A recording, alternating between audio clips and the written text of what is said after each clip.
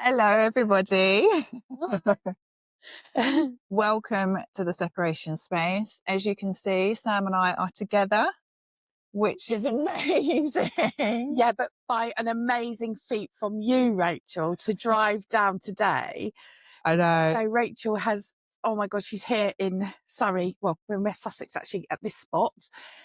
Come down to see me, so driven all the way down and hit traffic, didn't you? I did. The A3 was completely blocked. Unbeknown to me, I didn't realise there was a fire at the time. So my sat nav was just literally just sending me around in this massive, huge circle. And I pulled over and I was like, Sam, my sat nav keeps going 25 minutes, 30 minutes. And then I was like, eventually it then picked up that it was blocked. So by hook or by crook, I was determined to get here. So we are in this beautiful garden, your parents' garden. So Mum and Dad's garden. Thank you for that. It's amazing. We've been given tea and chatting, haven't we, with Mum and Dad, and now down to business. It is. Yeah. So this episode, we're going to deliver it slightly different. Reason being is that we're going to be talking about boundaries and values, and it will be delivered in two separate parts. So part one will be about boundaries and part two will be in values, and they'll probably go out separately because we just thought it'd be more manageable chunks for people to sit back and listen to separately rather than just being a big long hour session, which sometimes can be quite difficult to deliver. So we just thought we'd try it. We just thought we'd give it a go and to see how it goes. I think it is trial and error, isn't it? Because they are meaty subjects. We want to chat to people about them just to talk through it. Yeah. But an hour is sometimes a bit too long. So, yeah. It's a bit of feedback that we've had that sometimes it is tricky. So, and the purpose of these episodes, as we've said before, is that they're there forever. Yeah. They're out in the universe now. So they're good to refer back to, and we'll refer back to them constantly when we're coming up with all of these new concepts for people, you know, when you're going through quite a life-changing experience. So yeah. So there we are. I know. So how are you? I'm really good. I've had a very busy month since we last saw each other. Just things like with the cleaning side of my business, and I'm having car problems at the moment. Thank God, touch wood, it got me here safe. Yeah. But nothing life has just thrown at me. Yeah. Some really great coaching sessions going on at the moment, which is amazing. So yeah, we're all good. And I cannot just this sunshine just makes me so happy. Makes you feel so much better. Spring has, I think I said it on one of my stories or something the other day, spring has sprung, and it just makes you feel so much better, doesn't it? It does. It just lifts everyone's spirits and puts us all in a better frame of mind, a bit more positive. How about you, my darling? Good. Yeah, I'm really good. I've been really, really busy of late. And actually it's funny we're talking about boundaries today because I think I've lost my way on boundaries, you know, and it's really, and it's really interesting to reflect on it. And I think because I've been so busy with work, as in my paralegal role, and then it's sort of that's overtaken everything, and I've got my coaching sessions going on as well, and it's really remembering to factor in some time for you as well. Good. But yeah, so we'll obviously talk about that. But yeah, I'm good. I'm really good. Busy. Looking forward to lighter evenings and a bit of sunshine, I think. Yeah, most definitely. Yeah. Good time. But I'm good. Wonderful. And it's lovely to see you. I know. We get so excited when we're meeting up with each other because it's just, it's good for the soul. Oh gosh. And you made me cry this morning. Oh, I did. Yeah. In a nice sense. I would not thought that was horrible or anything. Rachel bought me this amazing, which you will see next time. Yes. Yeah. An amazing, what would you call it? A canvas. It's a canvas, of our logo, and it has to have behind us on when we do our future podcasts. Yeah. Oh my God. Sorry, just bashed my microphone. Apologies. It's absolutely stunning, and it was a real surprise. So thank you. You're welcome. Yeah, we'll see it from now on. But this is so. Moving forward, we obviously, because we live so far apart from each other, our podcast will be on screen, but we have another session in the summer where we'll be together. Yeah, 100%. And definitely in the winter again, all winter. A little Christmas one as well. Yeah. So but this is lovely. Yeah. And the weather couldn't be better. I know. So nourishing. So I think this session is going to be down to you, isn't it? So I'll go through and lead, and obviously in my usual fashion, I do have notes just to help me remember formatting and just making sure I keep on track, because we go off on a bit of a tangent. We do, yeah. It's fine. But the purpose is we want it to be really meaty, constructive information for you, so that it's something that you can go back and look and listen to. Yeah. And just refresh ourselves on what boundaries, and obviously Sam will be talking through values in part 2. So yes, boundaries. And I've got thank you all for sending in questions. So we had some questions sent in. So I've written out, and again, it's easy to just have some notes to refer to, but I've got some questions because I can't remember those in my head, as well as everything else that's going on. But we've had some questions come in that I'm going to, we'll talk about as we go along, won't we? 100%. Yeah. Good. Yeah. Right. So what is a boundary? What is a boundary? So a boundary, so there's this massive misconception about what boundaries are. And generally, when people talk about boundaries, instinctively people think a boundary is put in place for something for other people to follow. And that is not the case. A boundary is there to protect you. Okay. And that's what's really important. So a boundary it's important to say that boundaries are not rules for other people's behavior. I think we can easily slip into thinking, well, they're not adhering to my boundary. And that isn't the case. The best way to define it is it allows you to live your life the way you need it to. And it's your responsibility when it comes to boundaries, not the other person. So what they do is they protect us from an emotional perspective, physically, mentally, and also from a time as well. And they're to be enforced by us. So I'll give you an example. Go on, you can ask me. What I was going to say is, when you were saying that, when you say it's up to us, it's not up to other people to. Yes.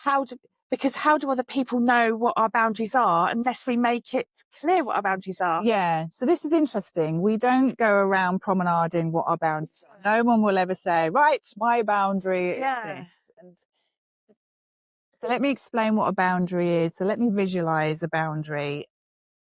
A boundary is our home, for example. We are sitting at the moment in a garden and it's all shielded off.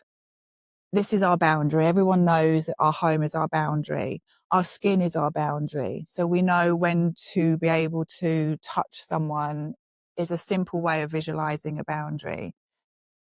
The only time we really communicate a boundary is when a boundary has been violated. Okay. Yeah. So again, using the example of our home, if I'm invited into this home, but if I wasn't invited into this home, I would be then violating someone's boundary. What happens is we have to then remember that it's at that point you will then say, you're not invited into my home, you've violated a boundary. So that's the best way of trying to distinguish and communicate when someone's violated a boundary. So say, for example, we were talking about my mum earlier. So my mum smokes. Okay. So she can come into my home, and if she decides that she wants to have a smoke in my home, I would then say to my mum, I don't allow smoking in my home. Please, can you go outside? Yeah. So I'm not telling my mum to stop smoking. Yeah. I'm asking my mum, she's violated a boundary. Do whatever you like. If you want to carry on having a smoke, you go outside. Yeah. And it's the same with like when you're out with a friend or you've got a lift with someone and they decide to have a drink. Yeah. They can have a drink. Yeah. But you can say, that's fine, but I'm going to get a cab home. Yes. Yeah. But I'm not telling you can't drink. Yeah, You shouldn't be drinking. You've got to take me home. Yeah. It's really, that's when you would then communicate your boundary. The same would be an instance if we're in a separation situation as well. So say, for example, you've got maybe a potential ex that keeps contacting you, harassing you, maybe messaging you at really ungodly hours of the day, at that point you can then go, can you please stop messaging me because I'm not going to respond? Now that person can still, you can't stop that person from messaging you. So you then have to give the consequence, which is where you have to follow through. And that's where most people then struggle in maintaining their boundaries. I had a client once actually that happened to her. She, her ex-partner was messaging her, text messaging her all hours of the night. And it was really distressing for her. And that's the first, through one of our coaching sessions, it became apparent that was, she wasn't able to move on. It was frightening for her because she didn't want to answer look at her phone, but it might be something to do with the children. It was just a real invasion of her privacy. So she, with my help, she put in place messaging, do not message me in the night unless it's obviously ring me if it's something to do with the children or it's urgent. But do not message me in the night. And she put those boundaries in place actually. And then when they were violated, and she said, if you do, I will not answer. Exactly. So and she put that consequence in, if you like. 100%. And I think that's what most people then struggle with, is finding the strength to follow through with your boundaries, because it's all very well subconsciously knowing what they are. And it's a bit like, obviously, another boundary would be if you've got a partner that's screaming and shouting at you, you can then, again, I had a recent situation where I'm coaching someone at the moment, and the relationships become quite hostile and there's lots of conflict. So this person will then end up screaming and shouting at them and saying really snaky comments. And my boundary would be, I'm not going to carry on talking to you. I'm going to actually leave this conversation, or I'm going to end this call. But you're not doing it because you're controlling them. That's a really important thing. Boundaries aren't there for you to control other people. We spoke about the manual, didn't we, a couple of episodes ago? This is where you'll notice all of these concepts that we're talking about, they all gradually come into play with one another. So as soon as we know we can't control people, that's a manual issue. It reinforces our boundaries so much stronger. So you then have the power to go, I know I know exactly where I stand. So I often get asked as well, it's like, so we understand obviously what a boundary is, when they get violated, and what the consequences are. The problem also as well is how you set your boundaries. I was just going to say, how do we set them? Where do we start? Exactly it. So generally what happens is we struggle to maintain our boundaries, and there's a couple of reasons. Generally it's out of fear. So what we fear is we don't want to be rejected or abandoned. Sometimes it's because we want to avoid any conflict. And also people might think we're being selfish. So all of a sudden we're like, oh, no, it's okay, don't worry. People pleasing. Exactly. People pleasing. The people pleasers. And I've said this before as well. And as brutal as this may sound, but people pleasers become liars. Because we end up lying to ourselves and lying to other people, because we end up telling people what they want to hear, and our boundaries go completely out the window and they've been violated. And then they have no substance, because then people will just continue to walk all over. I was just going to say, they know they can breach those boundaries. They know they can walk all over, just carry on. Exactly it. And that's so important, isn't it? When you have, when you're separated, when you're going through a divorce, setting those boundaries at the outset, I suppose. This is the way we've got to move forward at the moment to deal with what we've got to deal with. And this is what what somebody is prepared to put up with, or what are their limits? And also as well, as you start evolving through your post-separation, there'll also be boundaries that you'll find you may need for your own family and family members as well. Friendships, friendships and relationships just evolve and have their season.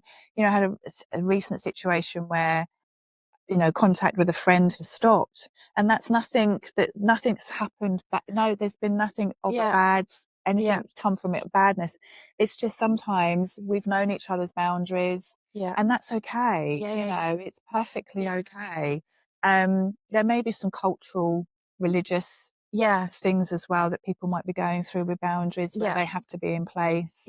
And they can sometimes be not followed through because of limits or pressures of, so there's so many things to consider after your post sort of separation and divorce that you'll take into, so once you're so tuned into them, they're literally a life tool. I can see that it would just, not just like we were saying with friendship, not just divorce and separation, but with work, with friendships. And I agree with you, some friendships, and some people just come into our lives for a certain season, don't they? And that relationship ends, and that's okay. It is. Because we all evolve, don't we? We're all changing. Absolutely. So I understand that. It's really, really interesting. So what was the question that you had? Oh, the question I had. Yes. So this is the one, Rachel. What's the difference between having a boundary and avoiding a situation? It's a really good one. So in context, this question came in where this particular person was dealing with someone. So it was a person rather than a situation. So we're really clear with boundaries. I think we all understand what the boundary is and how that pattern flows. So what I want to do is look at avoiding. So avoidance comes in predominantly 3 different sort of categories. Now, it's probably best I start off saying that we are all adults. If we want to avoid someone, we can. And that's okay. But it must come from a place where it's clean, it's positive, there's no anger, there's no animosity. You don't have to talk to anybody if you don't want to. If you need someone that's not going to bring value into your life. And I'll use an example again. I've been chatting to a lovely friend of mine, and she's currently dating. And this comes into play quite a lot when you're in the dating industry, You know what I mean? When you're dating. In the dating and scene. there was this particular guy that was really keen and interested in her. And she just knew straight away, not for me. He didn't have the same values, which we'll talk about, as her. Interesting. And she just decided that she just didn't want this person in her life anymore. So rather than completely ghosting this person, she just contacted him and said, look, hi, we don't have anything in common. Let's move on. It came from a really clean, healthy, positive perspective, and they both moved on. So you can avoid people from a really, really good, positive place. You also have people in your life that you have to have in your life, i.e., maybe you're co-parenting and you can't avoid an ex. So therefore, this is when your boundaries will then come into play. Okay. So this is the difference between the avoiding and the boundaries. The boundaries are predominantly used with people who we need still in our life. And that could still be family members. That could still be friends. It could be an ex that you're co-parenting with. Or maybe it's someone in your life that you still want them to be there and you're not quite sure, you need to figure out. But where it gets a bit blurred is when you're avoiding someone and it comes from a place where there's hesitancy, you're not sure, is this the right thing to do? And that generally means when you start avoiding people and going, I'm not going to talk to them anymore, and completely ignore them, the universe has this amazing way of it cropping up a bit like a whack-a-mole. I'm going to ignore that one. And then another one pops up. And then another situation pops up. So the real work that you need and the support with the coaching that we're offering, and I've spoken to so many people about, is when you're avoiding someone and it's coming from a real hard, challenging place. That's when it gets tricky because you have to face it. You have to delve really deep and really do the work and really get the support. So the question that came in was, this person was using boundaries as an excuse to avoid someone and it wasn't working. I understand. You see what I mean? You can't. So interesting. It gets to a point where when you understand what your boundaries are and you understand when you're avoiding, you might actually have a friendship, for example, that you've been not quite happy with. It's the dynamics have really changed and life has moved on, and you're in a, and you need to do the work with that person and go, hey, look, I think we've reached our season, rather than completely ignoring them and cutting them off. Because it'll end up with someone else. Because exactly, you're going through the same process as someone else. Someone else. And I suppose it's what, and we find this all the time in our coaching, don't we? When someone is feeling awful and stuffing those feelings down. So it's confronting those feelings. This is how I'm feeling. How am I going to cope with it? How am I going to, maybe I'm feeling a 10 as in the scale of how awful I feel. How can I dial it down to a 6? And dealing with those, and I suppose avoiding your, if you can confront those boundary or avoiding that boundary, not using it as an excuse, and then you can deal with that feeling and deal with it and be able to move on, because that's what we're all about, aren't we, with our coaching, being able to move forward. 100%. Not being stuck. But I can see how you would, how people do feel stuck.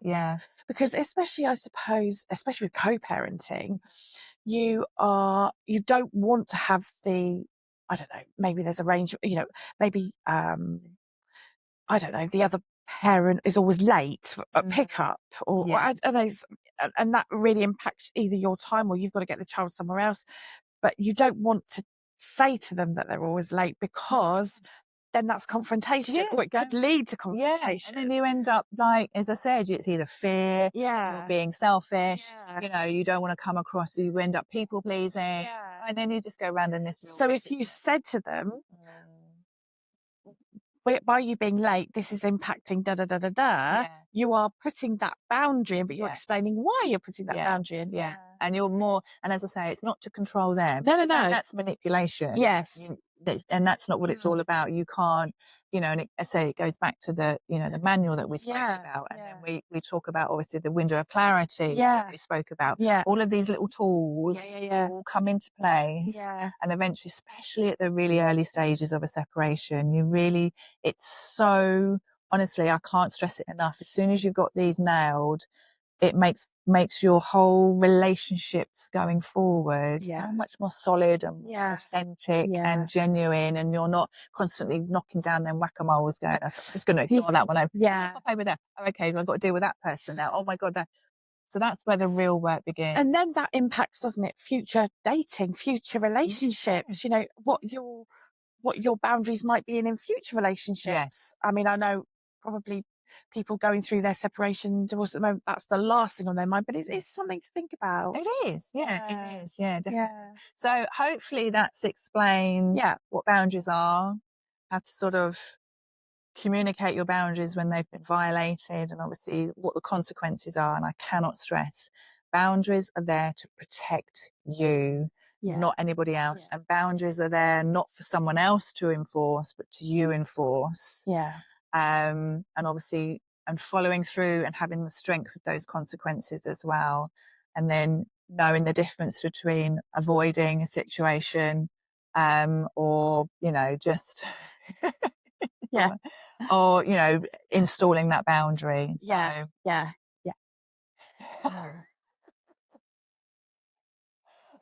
am going to call this out. This is so cute. We may as well. We're at Sam's parents, and she's just shouted across going,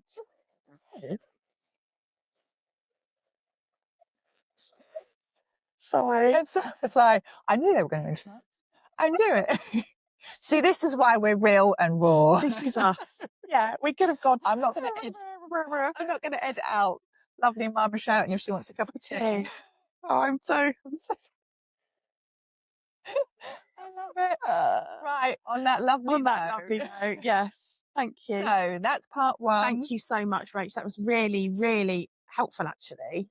Good. I think you just don't know where to start. I know. It's crazy, isn't it? And as we always say, the real work starts from, you do need support. Oh, gosh. You do need help. You do need that circle of deep dive into connections with people, and we've just skimmed on the surface, basically, when there's so many more strategies that fall beneath it.